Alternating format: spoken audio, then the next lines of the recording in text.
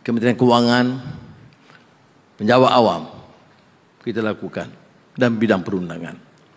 Tetapi sebagai hala tuju untuk sesi parlimen akan datang dan tahun ini dan berikutnya, undang-undang yang pertama yang akan dibentangkan di parlimen dalam sesi akan datang mulai Januari ialah undang-undang pemisahan kuasa pendakwa raya dan peguam negara.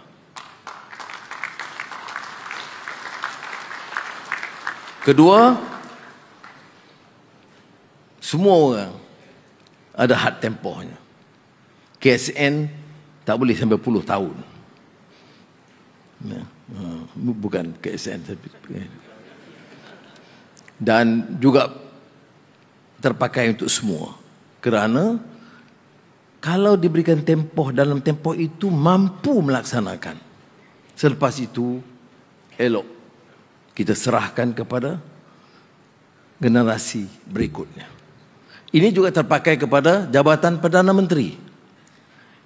Maka kita akan bentangkan undang-undang menghadkan tempoh bagi Jawatan Perdana Menteri tidak melebihi 10 tahun atau 2 penggal penuh. Baik. Ini sudah tepuk, mana tak mau saya lebih dari 10 tahun ni. Saya ingat tak, rasa sedih, jangan terus. 100 tahun boleh lagi dah. Jadi terima kasih kerana bagi tepukan.